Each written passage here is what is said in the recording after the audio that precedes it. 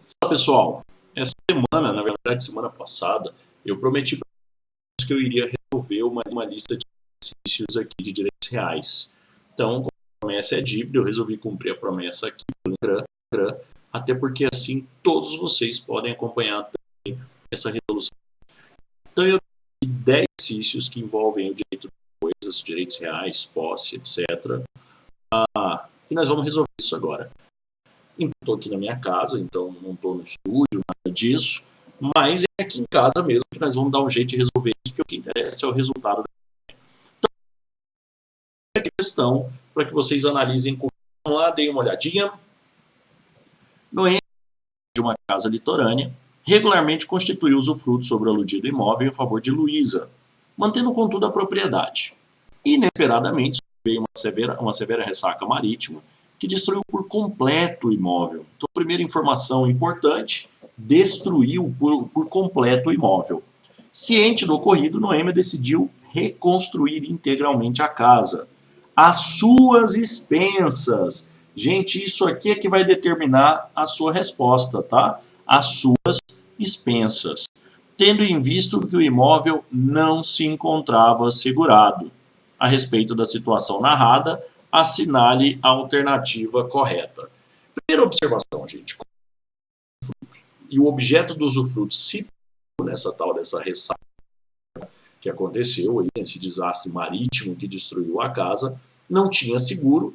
Então a Noêmia e não a Luísa, a proprietária e não a usufrutuária, efetuam todos os gastos necessários para reconstituir.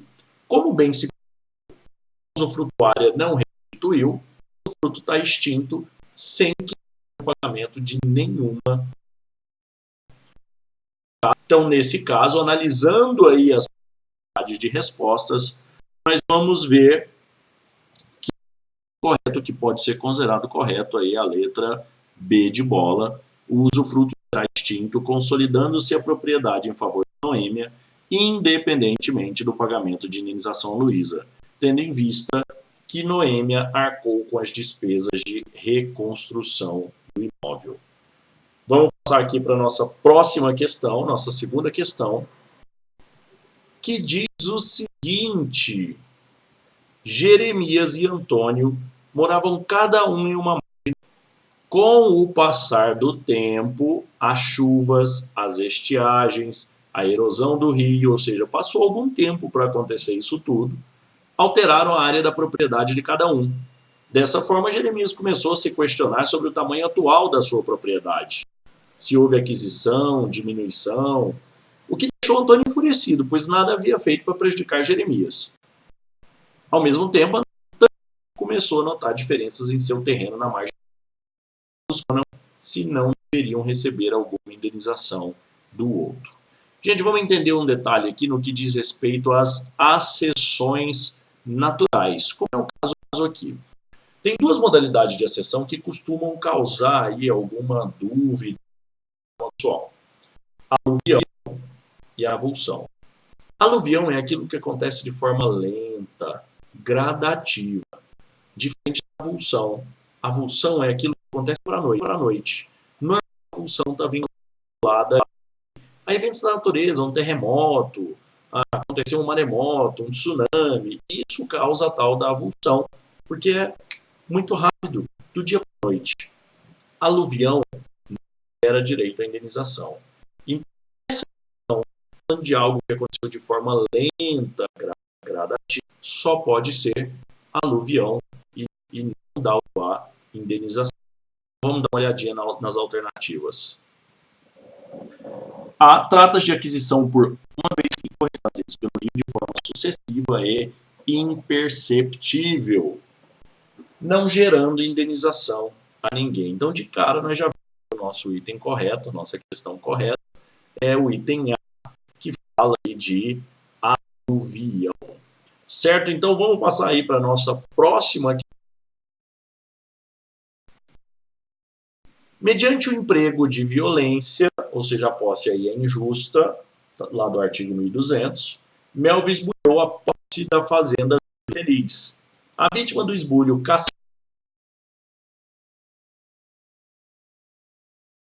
ano e meio. ou seja, posse velha, mais de ano e dia. Concessão de medida liminar em seu favor. Passados 2 anos desde ter planificado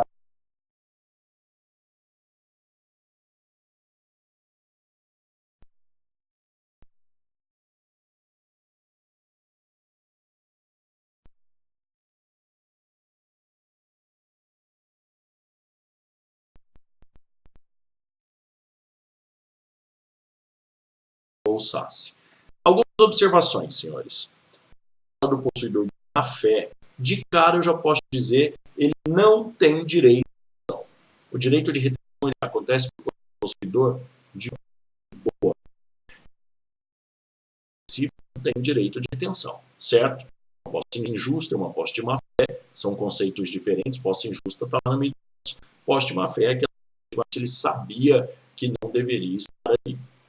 Agora, a outra pergunta é direito à indenização. A gente aprende na faculdade que na má fé o possuidor tem direito a necessárias. E nesse caso aqui, a reforma do telhado seria uma benfeitoria necessária. Especificamente, o exercício está dizendo que o telhado novo que ele colocou já não existia enquanto telhado novo quando houve de posse. Cassandra, é isso? A Cassandra integra a posse de um telhado severamente danificado. Então, o que ela está agregando de volta ao patrimônio dela não tem valor, não tem por que eu indenizar. Então ele não tem direito de retenção, na situação específica também não teria sequer indenização. Vamos dar uma olhada nas nossas alternativas.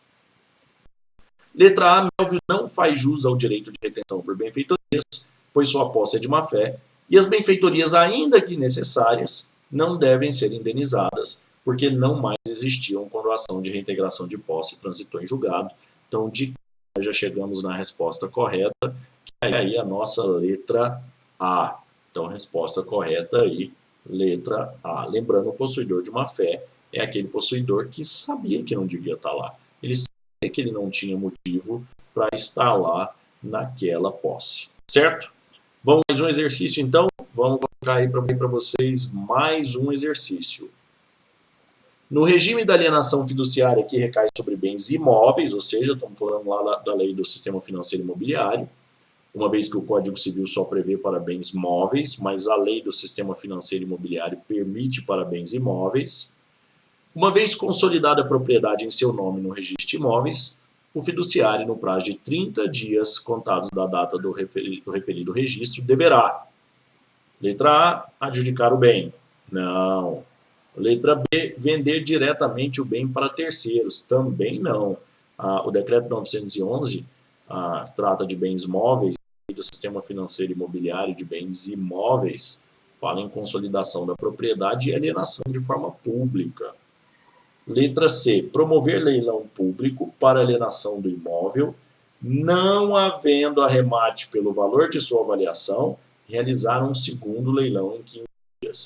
A diferença da letra C para a letra D é exatamente no quando não houver arremate. A letra C fala que tem que haver um segundo leilão em 15 dias e a letra D fala que ele pode adjudicar o bem. E o correto, de acordo com a lei do SFI, é a letra C, ou seja, se não houver o arremate, ele vai ter que realizar um segundo leilão em 15 dias. Então, nossa resposta correta aqui, letra C. Vamos lá, então, senhores, para mais um exercício. Vou colocar aí para vocês que não têm o material poderem me acompanhar. Com a ajuda de homens armados, Francisco invade determinada fazenda e expulsa dali os funcionários de Gabriel. Então a gente já sabe também, mais uma vez, que é uma posse injusta, porque mediante violência, está lá no artigo 1200. Uma vez na posse do imóvel, Francisco decide dar continuidade às atividades agrícolas que vinham ali sendo plantio de soja, de feijão. 3 anos de invasão, Gabriel consegue pela via judicial a posse. Quanto aos frutos colhidos por Francisco, assinale a afirmativa correta. Senhores, quando eu tenho a posse de má fé, o possuidor de má fé ele não tem direito a colher os frutos. Então ele tem que restituir os frutos colhidos ou indenizar os frutos consumidos. Mas ele também não pode deixar os frutos se perderem. Se perder os frutos, ele indeniza por ter deixado de perder. Então, o Francisco aqui tem que restituir ou indenizar. Ele gastou dinheiro para plantando aí a soja, o feijão. Se por acaso o Gabriel, que é o proprietário da fazenda, tiver essa restituição e não indenizar os custos da produção, a gente teria aí um claro enriquecimento ilícito. Exatamente para evitar esse enriquecimento ilícito, existe a necessidade aí da indenização pelos custos, semente, etc. Vamos dar uma olhadinha aí nas nossas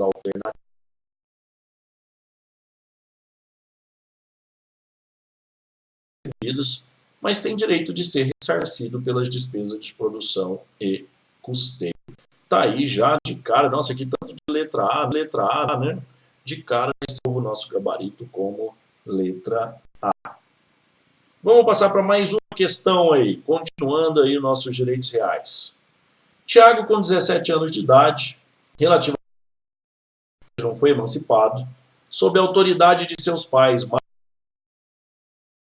de seu tio, um imóvel localizado na rua 7 de setembro, com 2 apartamentos contendo 3 lojas comerciais no primeiro piso e 2 apartamentos no segundo piso. Que nada disso. Tiago trabalha como cantor nos finais de semana, tendo uma renda mensal de R$1.000. Face aos fatos narrados e com civil, assinale a opção correta. Letra A, Mário e Fabiana exercem o direito de usufruto convencional. Tá? Qualquer discussão que a gente tivesse aí referente a imóvel não seria usufruto convencional legal, que é o que acontece aí de incapazes são seus pais. Né? Os pais exercem usufruto legal. Não poderão alienar ou onerar o bem imóvel de Tiago, desde que haja prévia autorização do Ministério Público. Ô, gente, não é do Ministério Público, é do Judiciário.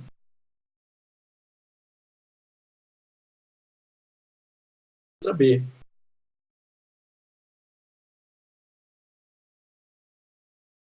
No exercício de atividade de cantor, bem como os bens com tais recursos adquiridos. Aí sim está a nossa letra correta, a letra C, e aí vamos explicar isso para não ficar nenhuma dúvida.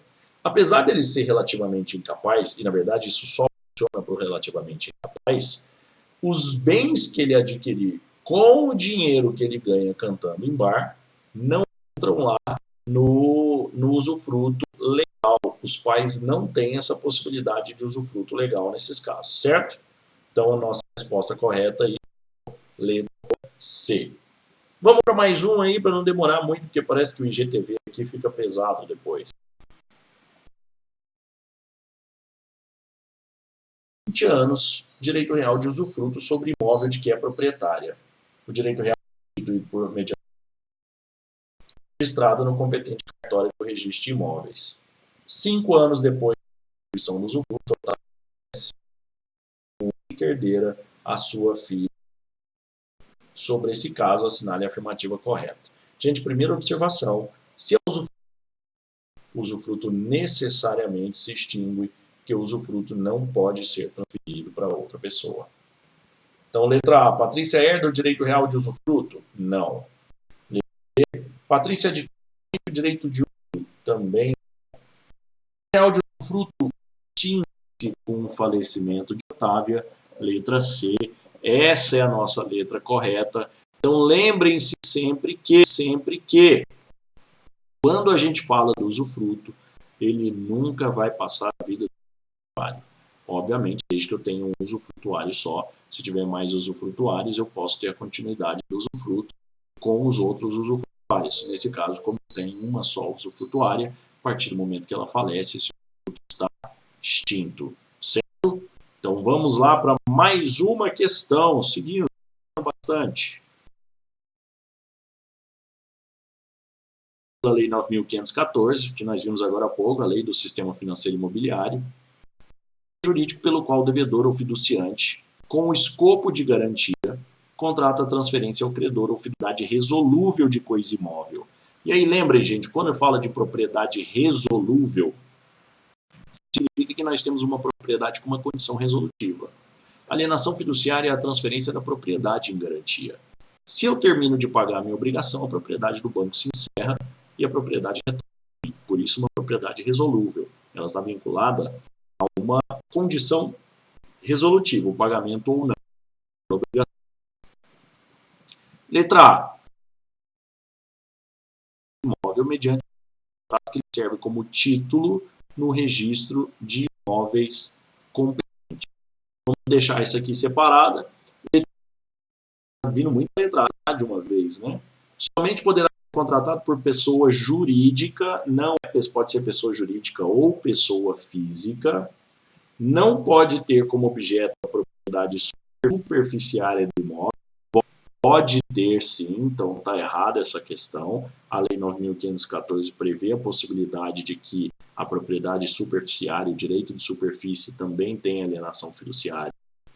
O fiduciante poderá transmitir os direitos de que seja titular sobre o imóvel objeto da alienação fiduciária, independentemente da anuência do fiduciário. Vamos lembrar o seguinte: se eu sou o proprietário, credor, eu posso alienar o bem? Posso alienar o bem. Mas, se por acaso eu sou o devedor dessa história, eu sou aquele que deu em garantia, eu posso alienar esse bem dado em garantia? Não. Nesse caso, eu não posso alienar. Por quê?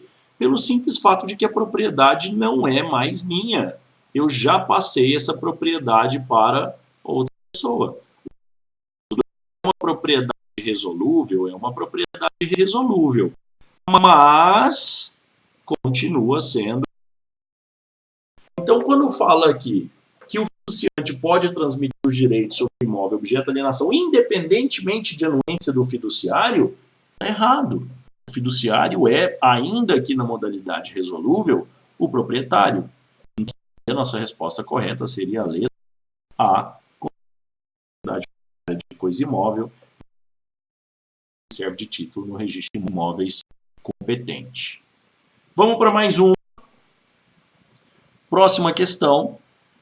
Passando por dificuldades financeiras, Alexandre institui uma hipoteca sobre o imóvel de sua propriedade, onde reside com sua família. Posteriormente, foi procurado por Amanda, que estaria disposta a adquirir o imóvel por bem acima do mercado. Consultando seu advogado, Alexandre ouviu dele que não poderia alienar o imóvel, já que havia uma cláusula de alienar o hipotecado. Gente, presta muita atenção no que eu vou falar aqui agora. O devedor de hipoteca, ele pode vender o bem? Sim, ele pode vender o bem. E se tiver cláusula proibindo a venda do bem? Essa cláusula é nula. Essa cláusula é nula. O máximo que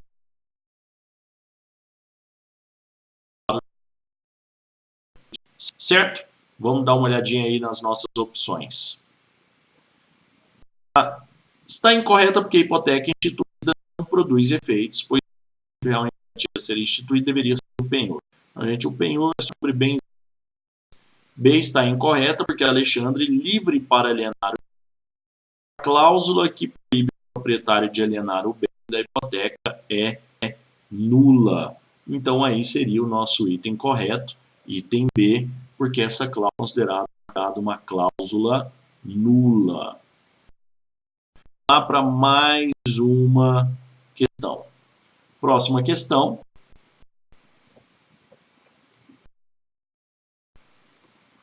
Antônio, muito necessitado de dinheiro, decide empenhar uma vaca leiteira,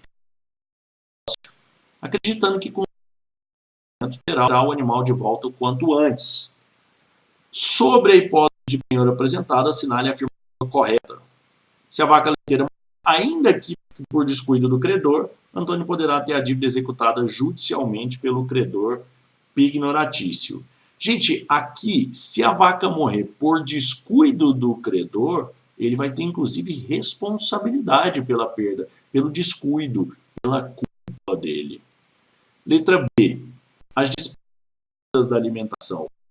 outras necessidades da vaca leiteira, devidamente justificadas, constituem ônus do credor. Não, o ônus aí é do devedor. E o devedor, inclusive, sofreu uma retenção pelo credor, ou seja, o credor só devolveu depois que foi indenizado. Letra C. Antônio não quitar sua dívida com o credor pignoratício, o penhor estará automaticamente extinto e, declarada sua extinção, poder-se-á proceder à adjudicação judicial. De forma nenhuma. O que aconteceria aí seria a conversão em penhora, e aí sim a alienação através de asta pública. Letra D. Caso o credor pignoratício perceba que, devido a uma doença que subitamente atingiu a vaca leiteira, sua morte está próxima, o Código Civil de 2002 permite a sua venda antecipada, mediante prévia autorização judicial, situação que pode ser impedida por Antônio por meio de sua substituição. Esse D de então, segundo o bem que foi dado em penhor, seja transferido, se perder, o credor pode pedir autorização judicial para a venda antecipada e garantia. Se o devedor não quiser que a venda aconteça, ele pode substituir a garantia e pegar o bem de volta, aquele bem que estava em penhor. O que não pode é o credor deixar que o bem se perca, como a gente viu lá na alternativa A. Então, bom, foram nossas questões aí de direito das coisas, não foram muito absurdo, razoavelmente simples, mas eu espero ter ajudado um pouquinho aí para quem está estudando para o exame de ordem. Estou aqui assim cumprindo a promessa aí dos meus queridos alunos do Tese Concursos, que eu deixei para que posteriormente a gente resolvesse. Fica a resolução. Fiquem com Deus, boa sorte na prova. Qualquer dúvida, manda direct para o prof, compartilha esse vídeo aí, vamos ajudar a divulgar isso para mais gente. Vamos lá.